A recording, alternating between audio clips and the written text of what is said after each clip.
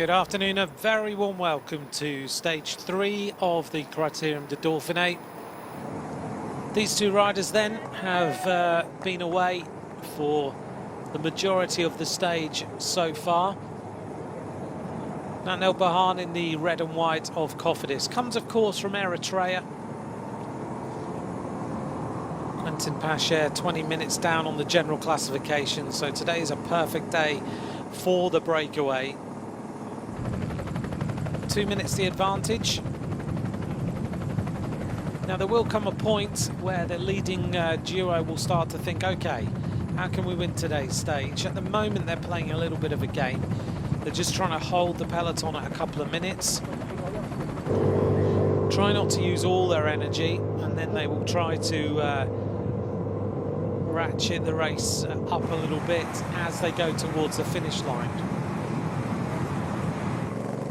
This is the next climb of the day then. The penultimate climb, 2 kilometers in length, 4.7% is his average gradient. Once we get over the top of this, we get the next climb in pretty quick succession, which is at 56 kilometers to go over the top of that. And then it's pretty much fast down in towards the finish line. Dylan Teuns in the yellow and blue jersey as the race leader. Nice to see him there with his entire team sitting in front of him and surrounding him. Adam Yates. A little bit of cyclo-cross. Tells the cameraman to get up the road. Wasn't too happy with that. He ended up concentrating on the camera, going into the grass. But he's now okay. 46 seconds is the advantage. Yates obviously going back to have a chat to his team director. Yates now being paced back nice and steadily by his teammate Damien Housen. Housen always alongside him, keeping him out of trouble. Bahan still working hard, but 38 seconds is not a big advantage now, nearly 2 minutes. Peloton still not flat out, as you can see. 25.8 kilometers to go.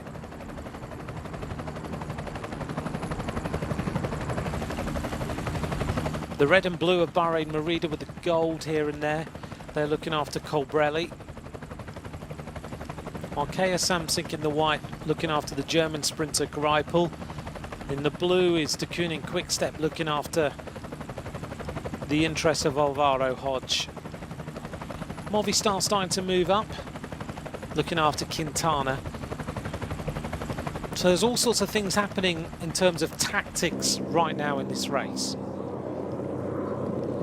And that's why it gets a little bit messy, because the sprinters teams want to be in control of the race, but the general classification teams, the ones who have a leader who can win the race, they want to be at the front as well. And there's only so much space at the front of this peloton for these various riders. That's why it gets a little bit risky, a little bit messy as we move our way in towards the finish.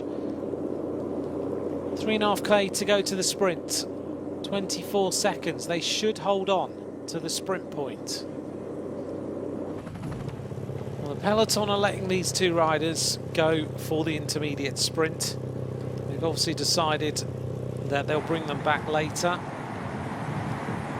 Just watch for Dylan Teuns. I wonder whether he's going to go for a little bonus second here and secure a little bit more of an advantage on Guillaume Martin. Because I don't see Wanty at the front right now looking after him. But Bahrain Merida are looking pretty good over there on the left-hand side of the peloton, not far from the sprint. We go through it now. Bahan is the rider who takes the bonus points. Bahan, real gritted teeth. Here we go then with the sprint, and the green jersey Lutsenko takes it just ahead of Dylan Teuns. Any moment now then the peloton is going to bring these riders back. They've had a good opportunity, but it's not going to happen today. The breakaway is over. Congratulations to both of them. Little chat after 165 kilometres in the lead.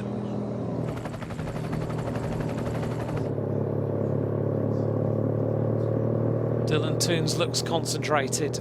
Sam Bennett, for the first time, we catch a glimpse of him in the pack for the Bora Hansgrohe team. Thibaut Pinot with his buff around his neck, keeping his throat warm. He's comfortable, looking good at this moment in time. Quintana sitting not far behind Pinot. Oh, crash. One rider hits the deck. That's Guerreiro of the Katusha Alpecin team. Ruben Guerreiro, the Portuguese rider, with a big crash, and that's what you see there. He was very, very lucky no one else came down. He was really near the front. Touch of wheels, a little bit of nerves. That's going to make everyone a little bit more nervous. 7K to go. Stannard fighting there on the right-hand side. Quintana looks really comfortable. I have to say, Quintana at the moment in this race is looking so comfortable, even at these sort of speeds in the middle of all the sprinters. Dylan Teuns dropping back a little bit in the yellow and blue jersey. Stannard comes out of that turn. Little black clouds in the background. 3 kilometres to go. No one really has control yet. I think De Koning and Quick-Step are going to change that any moment now as they come forward with Alaphilippe and Stibar. Alaphilippe talking to Stibar. Nazen is up there for Agi Désert Le Mondial. You can just see the colours of the Belgian flag on the sleeves. Right-hand side of the road, Katusha Alpecin. Centre of the picture, Bora Hansgrohe. Lotto Soudal there. Bora a little bit further back than maybe Sam Bennett would anticipate he'd want to be. Greipel looks comfortable, in on the wheels as Arkea try to form things up a little bit, but suddenly Greipel is boxed away. 1,600 metres, Greipel is looking for a wheel, and De Koning Quick-Step have got him one. Sam Bennett is in there on the wheel of Alvaro Hodge. Greipel has got to go round a roadblock of one of his own teammates. Wearing number 54 is Sam Bennett. He's on the train now of De Koning Quick-Step. He's on the wheel of Alvaro Hodge. Greipel comes up alongside Shane Archibald. 1,200 metres to go. Wout van Aert comes up in the white jersey. 1,000 metres of racing left as we head in towards the end of stage 3. Dimension Data have control with Edvald Boasson maybe a little bit too early at the front. Wout van Aert looks across. Mitchelton Scott come forward. Stibar's looking for Hodge. Here comes Alaphilippe. He gets them out of trouble. So Alaphilippe now starts to make his move. Trek Segafredo moving up on the left-hand side of the road. Magnus Cort Nielsen is also there. The motorbike peels away. Alvaro Hodge looking around, right into the eyes of Wout van Aert. Coming up on the left-hand side is Lutsenko with Magnus Cort Nielsen. Cort Nielsen with a perfect wheel. Lutsenko brings him right out of any trouble. Onto the wheel now is Sam Bennett. Sam Bennett getting ready. Hodge now looking for the wheel of the fast-moving Irishman. This is going to be a great sprint. Bora Hansgrohe with Shane Archibald, the flying mullet now leading out Sam Bennett. Bennett getting ready for the sprint. Here goes Sam Bennett going for the win now. On his wheel, Wout van Aert over on the left-hand side is right in on the barriers. Cort Nielsen is there, but Bennett's looking absolutely superb. An easy victory for Sam Bennett of Bora Hansgrohe. He takes stage number 3. That was absolute perfection. No one was able to match the speed of this sprinter, who this year is right on form. Here's the sprint. Archibald was already celebrating. Bennett wins. Wout van Aert up there yet again. Superb finish. Jorg Lambrecht was also up there for Lotto Soudal. Archibald led this one out absolutely perfectly for Bora Hansgrohe. That's why he was signed. And Bennett, when he attacked the sprint, there was no real coming back at him. Wout van Aert had a go, but Bennett is just 2 or 3 lengths away. Everyone else was all over the place.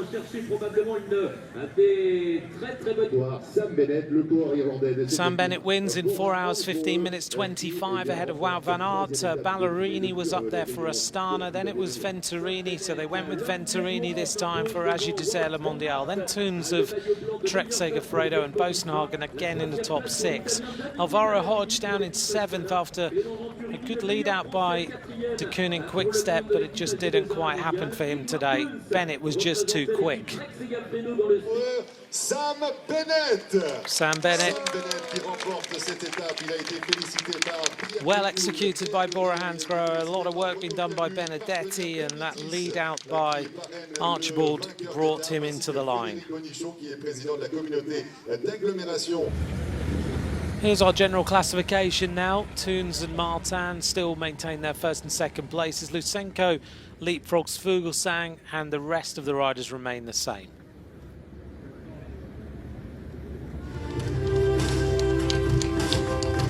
Dylan Teuns onto the podium. He needs to produce a good time trial now tomorrow. Pulls on the yellow and blue jersey as the race leader. Will give him a little bit more motivation tomorrow in the time trial.